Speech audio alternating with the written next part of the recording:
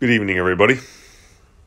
Mark Williams here, and we are going to talk about how to play RedTide. So I'm going to talk about the basic setup here and what you can expect to see in the final game. I'm going to talk about what you're going to see and what you will see.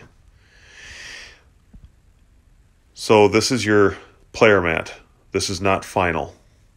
This is a prototype. But what will not change on the final one is the layout. When you see your player mat, there will be unit slots, and there will be tokens to represent those unit slots. You'll see stats with costs. These are upgradable with the green cubes. You'll see upgrades here with the yellow cubes, and you'll see ammunition spots for the blue cubes. Off to the left, we have our reserves. These are where you pull units from to be trained, and when you want to train a unit, you take it, you place it in the unit slot, you place the token into your base, you flip a timer, and when the timer has expired, the unit is trained. On the unit card, each unit has a cost. Units cost a combination of ore. This is your ore. There is low-grade ore, there's high-grade ore. So if you want to train a heavy tank, it is 2 high-grade ore and 4 low-grade ore. This is a bare heavy tank for the Unified Socialist Countries faction. I'm going to go back to the player mat here. The type of stats that you'll see on the player mat is speed, range, and accuracy. And I'll get to that in a moment. Up top here, we have our defenses. So here's an anti-tank defense. This is an older version for this faction. It still shows the anti-tank rockets.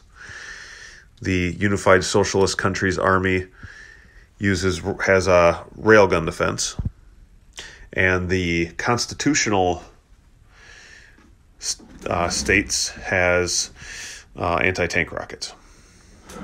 There's also heavy machine guns, and then we have our extra mining trucks up here, some damage cubes. And we'll get over to the base here.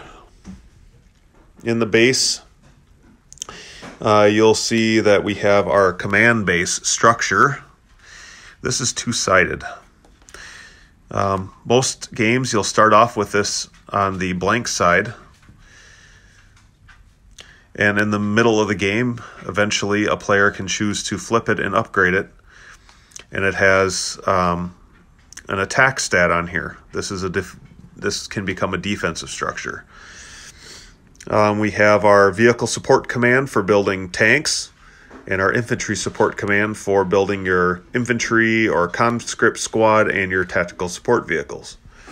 You will not start with these in your base, but I'm just showing you what we have here. We also have advanced support command. This allows you to upgrade. Mining support command gives you unlocks the 2 extra mining trucks. When you start the game, you'll start with 1 mining truck, and you can buy a second through the vehicle support command. But if you want to buy the 3rd and the 4th, then you need to build the mining support command. There is a supply depot. This will generate resources for you. You do not need a mining truck. It's a backup. And I've explained the advanced support command and those 2 structures as well. So,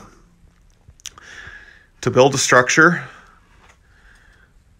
you pay the cost. Going back to the high-grade, low-grade ore. High-grade ore is worth 1,000. Low-grade ore is worth 500. So you could spend 2 high-grade ore or 1 low-grade ore to build this infantry support command structure. So you'd place the structure, you'd flip a timer, and when the timer has resolved, you are able to utilize the benefits of that structure. So once infantry support command completes, then I'd be able to build my conscripts and my tactical support vehicles, which are over here.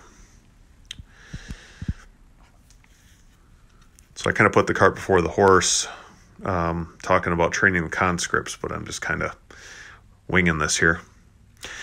So then now I'd be able to build my conscript squad. So I would place that here, place the token out here, flip the timer, and then once the token has, or once the timer is resolved, then I can move the token around the map. Movement. Your 30-second timers are used for training units, building structures, movement. So if number 4 and number 2 here were in our base, we'd be able to move them at the speed at which we have research to. At the beginning of the game, your speed starts off in these filled green squares. So for number 2 here, we have the Shaoshan light tank here.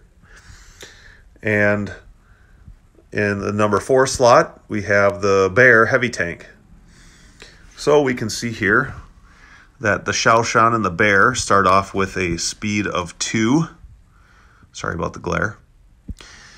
And we have the Bear upgraded to a speed of 3 and the Shaoshan upgraded to a speed of 3.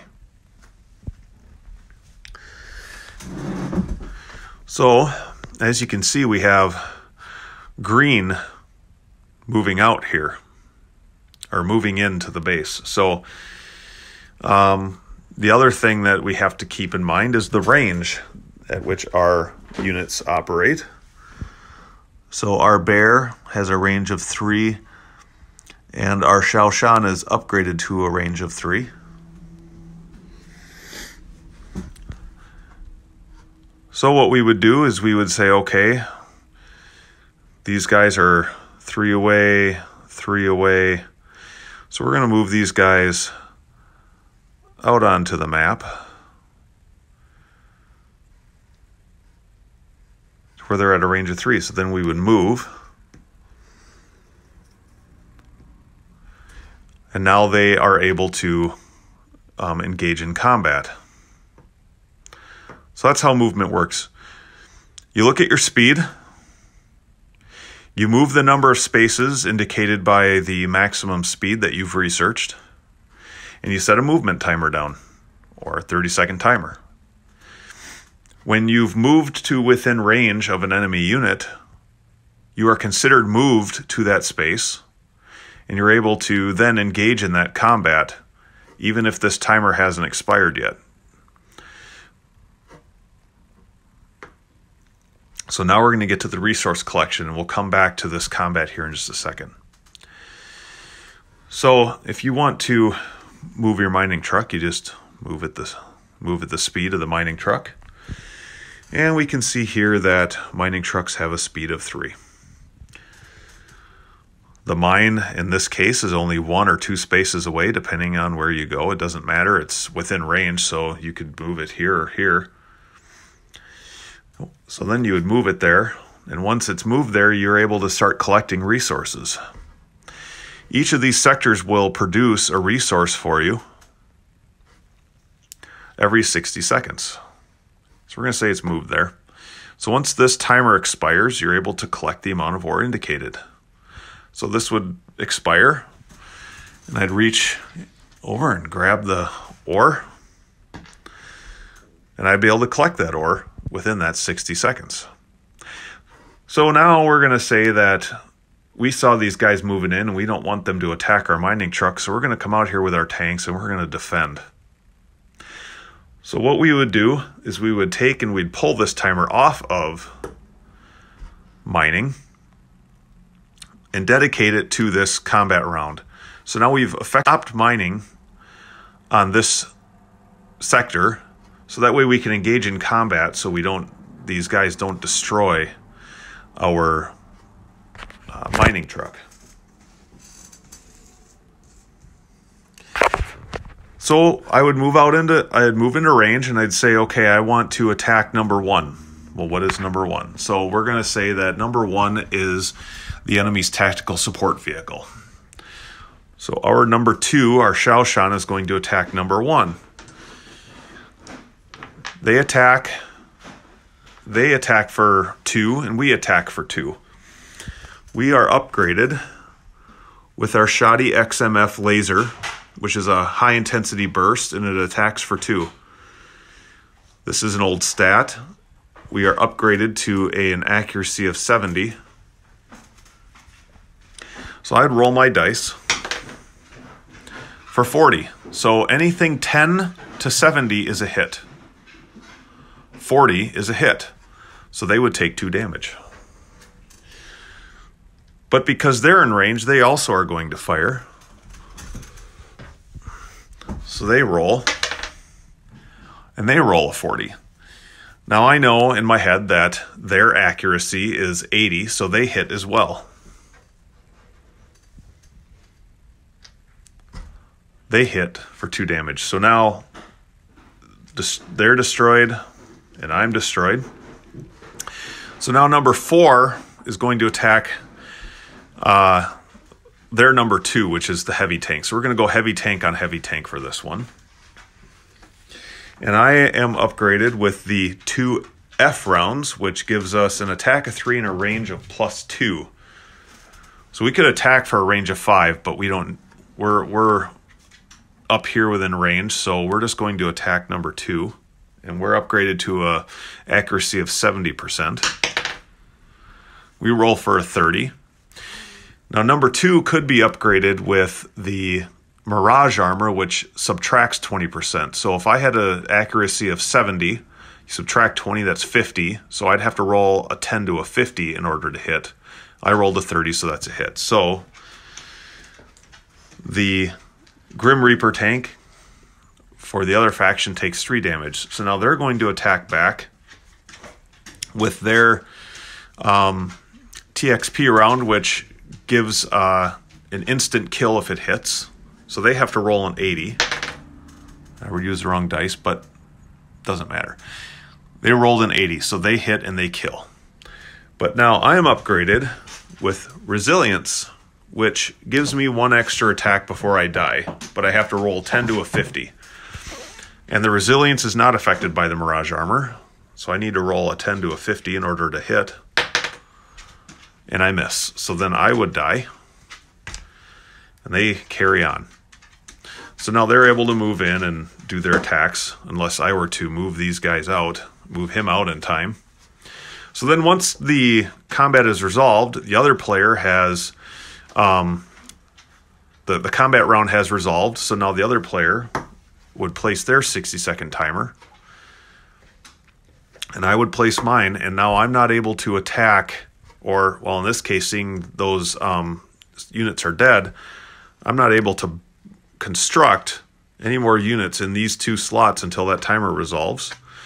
And then in the final game, these cards will have point stats down here, and I will hand these cards to the other player, and they can collect these cards for victory points as well as purchasing special action cards, which will have a point value on them. And they can purchase these cards with these units. It does not affect their victory point score, but this will give them extra powers to do extra things. And just to give you an example of what one of those things is this card here, which is Timer Manipulation, which allows you to do a couple different things with timers. So just to give you an example of what that power would be. So if you had this Timer Manipulation card after this combat round, you could ignore your cooldown timer and keep moving in for an attack. So you could chase after this mining truck if you wanted. Another one would be you could reset 2 30-second timers, so you could move twice as fast without having to use a timer. So instead of moving 3 spaces, you could move 6 and then use a timer.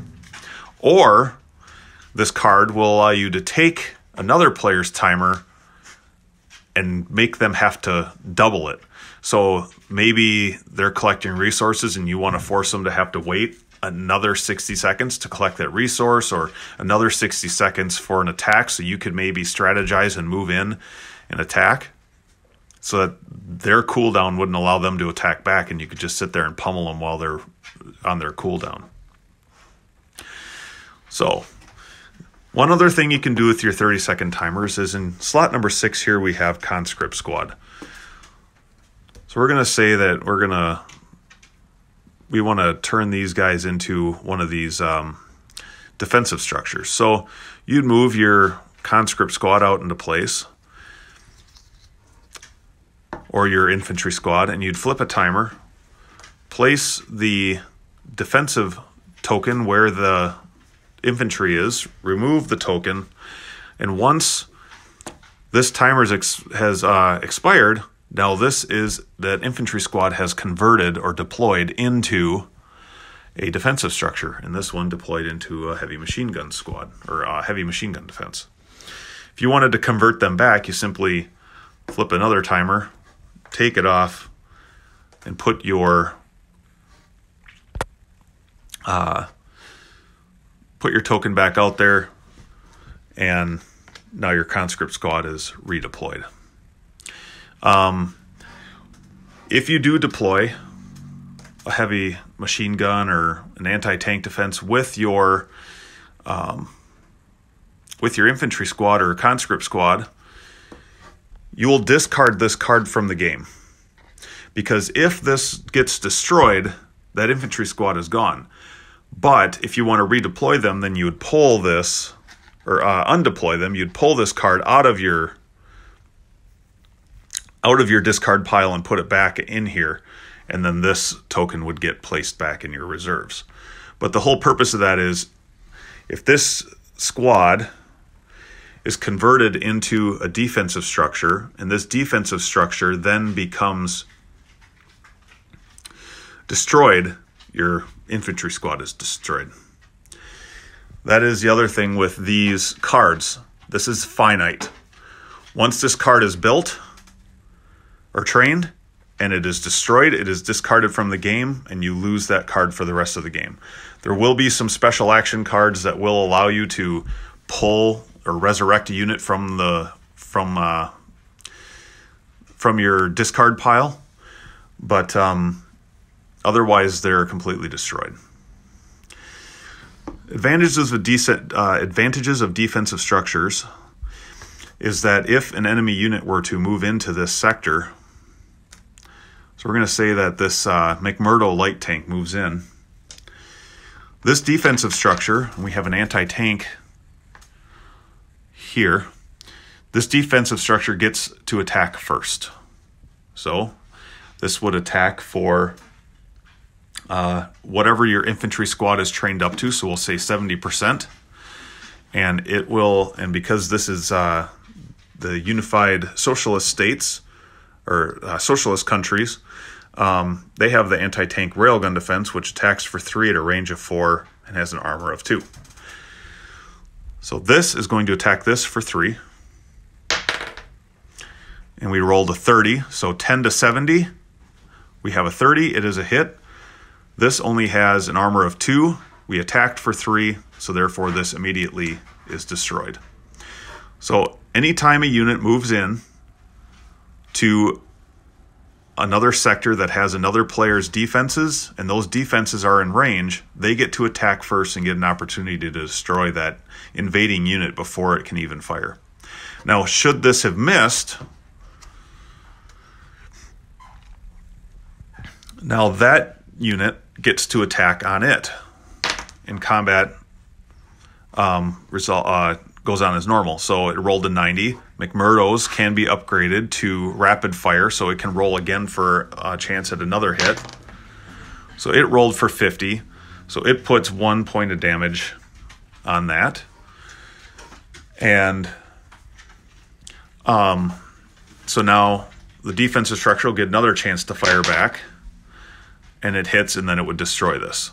But if it missed, then this could fire on that and destroy it.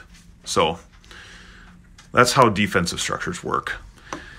The command base is considered a defensive structure once it's upgraded to the defensive mode, and it would get to attack first if anybody invaded your base. So to rehash this out, movement is you get to move your speed. So if you have a speed of 3, you get to move 1, 2, 3, and you place a movement timer. And then once the movement timer expires, you get to move again, and then you flip the timer again. Resource collection is a 60-second timer. You can have a maximum of 2 mining trucks per mine. So once you would move a second mining truck out to, let's say, here, then that would be your 2 60-second timers. So I probably forgot about that, but each player gets 4 30s, 4 30-second timers, and 2 60s. The 60-second timers are used for combat cooldown and engaging in combat. So you engage in combat, you pull the timer off of your resource collection, and now you can engage in the combat for that. When combat is over, you flip your 60-second timer for the combat cooldown. And if you don't need it for anything else, any more combat after that, you can reapply it to your resource collection and continue on to resource collection as normal. So 60-second timers, resource collection, and combat. 30-second timers, we have training units, building structures, movement, deploying, and one other thing. You build your advanced support command. You want to upgrade. So once you pay for the upgrade, then you flip a 30-second timer to outfit your unit with the new upgrade. And once the timer is expired, you're able to utilize the benefits of that upgrade. The same is true for the yellow cubes. Blue cubes, if you pay for the round, so this is these are special rounds for this tank. When you buy the round, you own the round. I should mention one thing about these is in combat, if you want to use one of these rounds, you must declare that you're going to use this round before you attack. You cannot attack, have a successful attack, and then say, oh, I used this round on it. That wouldn't, I mean, you can't really apply the effects of a round in combat, a special round in combat, after you've already fired a standard round, right? So that's how those work. I think that is about it. Oh, one other thing. Most units cannot attack from one sector to another. They must enter the sector in order to attack. The only unit that can attack normally from one sector to the other is the artillery. The artillery has the longest range of any unit, 4 to 6 spaces. Yes, that means if a unit is under 4 spaces away, this artillery cannot attack it. So 4 to 6 spaces away, it can attack from one sector to another.